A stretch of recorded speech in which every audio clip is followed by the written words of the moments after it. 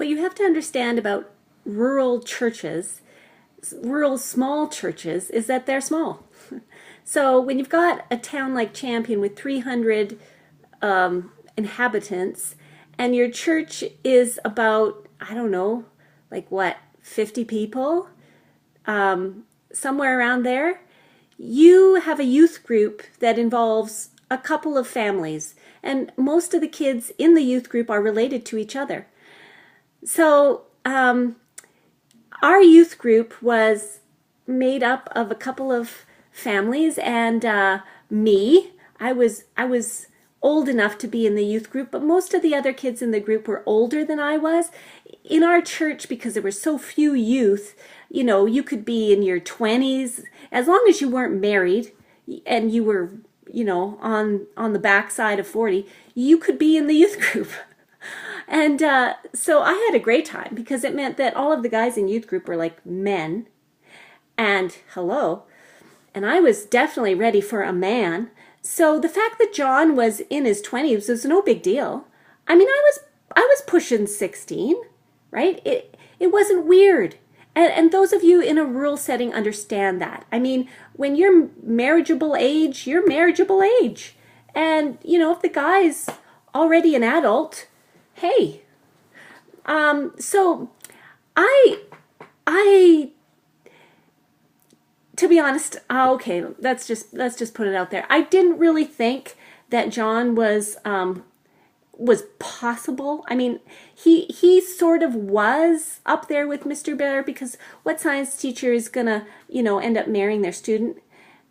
However, it was maybe one rung down from that on the impossibility ladder.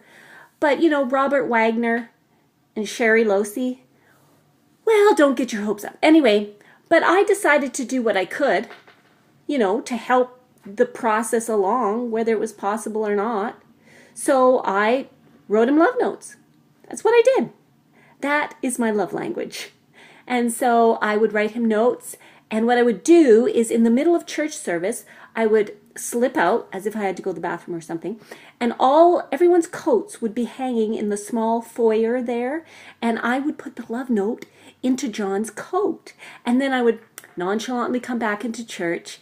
And I did learn a few things from Mr. Blair, though. I didn't want to turn into the love Nazi and scare him away, so I didn't actually sign my name. I just wrote him notes. Well, one Sunday, after church, one of the ladies in our church who was married and had children, I think she was my Sunday school teacher at the time, actually, she came up to me after the service, and she had kind of a funny look on her face. And she said to me, now how did she know that I was the one that wrote it if I wasn't signing my name? Maybe I signed my name. Oh, maybe I broke my own rule and signed my name. No, I couldn't have, because John never knew who was writing him the notes. So she must have just known. I guess maybe it wasn't a big secret. Has anything I've ever done been a big secret? Obviously not. So she must have known that I had written it. But she came up to me after church and she said, Cherie, now my name isn't Cherie at that point, but I can't think of myself as Cherie. It's just not who I am. So if I say Cherie, just know that at this point my name is Cherie. So she said, Cherie, I think maybe you made a mistake. And she pulled out this note.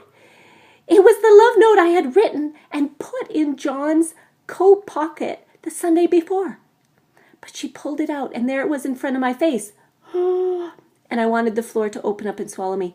And she said, this was in my husband's coat pocket last Sunday. And so I died a little bit inside. And I took the note and I said, oh, yes, it was a mistake. Sorry, I'm really sorry.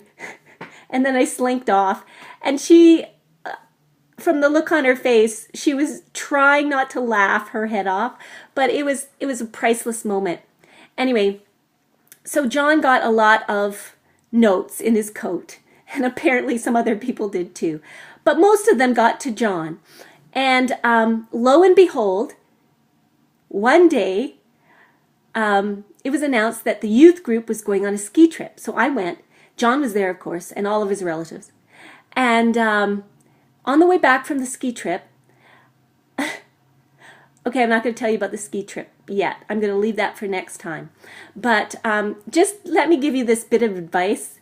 If you're trying to be all like, James Bond about love notes or any other expression of affection, just be really, really careful about how you go about it, because you don't want that missile to misfire.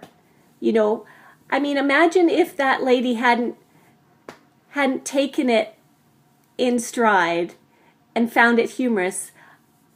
She might have gotten out a rifle and shot me for writing love notes to her husband. I don't know. Hey, it was Southern Alberta, so you just never know. Okay, next time, the skiing trip.